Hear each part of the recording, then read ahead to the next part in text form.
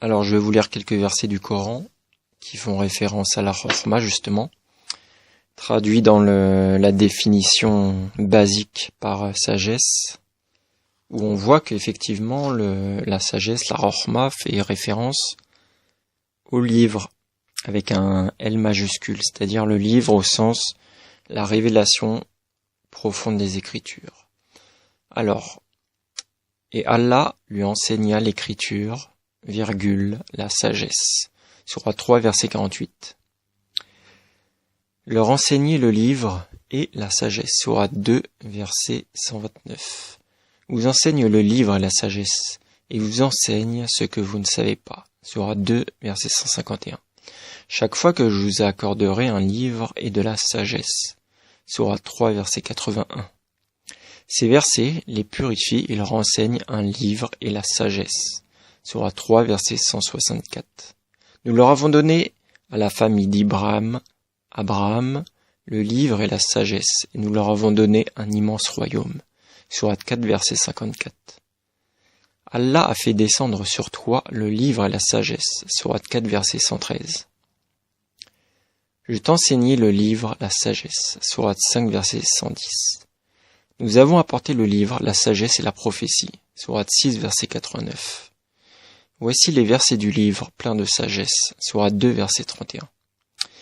Et récitez des versets d'Allah et de la sagesse. Sourate 33, verset 24. Par le Coran plein de sagesse. Sourate 36, verset 2. Nous avons apporté aux enfants d'Israël le livre, la sagesse.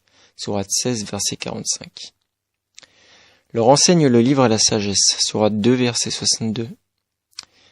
Ainsi que le livre et la sagesse. Sourate 2, verset 231. Il donne la sagesse à qui il veut. Et celui à qui la sagesse est donnée, vraiment, c'est un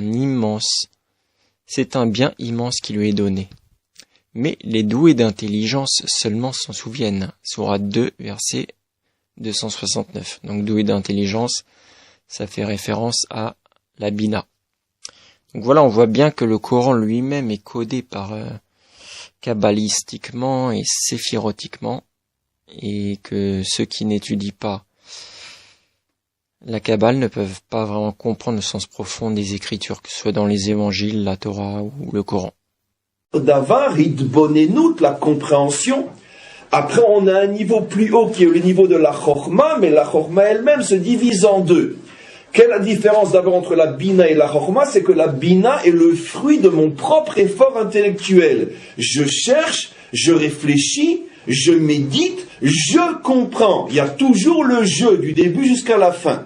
Alors que la Chokhma, rappelez-vous, nous fait rentrer dans une dimension complètement nouvelle. Je me mets en condition de recevoir. C'est vrai que je fais l'effort de mériter de recevoir, mais la Chokhma n'est pas l'aboutissement logique 1 plus 1 égale 2 de mes efforts, mais c'est plutôt, d'une certaine manière, l'aboutissement de mes mérites. Je me mets en situation de mériter de recevoir quelque chose qui dépasse mes propres et seules qualités intellectuelles. C'est la Chokhma. Seulement, on a vu que la Chokhma se divise en deux. Il y a le niveau le plus bas de la Chokhma qui est comparé à l'eau, En Maïm et la Torah. L'eau est la Torah, mais la Torah telle qu'elle est au niveau de la Chokhma, c'est-à-dire ce que il m'est donné de comprendre en le recevant, mais une fois que je l'ai compris, c'est complètement intégré. Une fois que je l'ai reçu, c'est complètement intégré. Alors qu'il y a un niveau qui est beaucoup, beaucoup plus haut, qui s'appelle Chokhma Stima, la Chokhma cachée, qui est d'une certaine manière l'origine de la Chokhma dévoilée, qui est comparée à l'huile. On sait qu'il y a un très très fameux verset dans Baba Kama Yod Zayin, que l'eau correspond toujours à la Torah. En Maïm et la Torah. En Maïm et la Torah. Il n'y a pas d'eau si ce n'est que la Torah.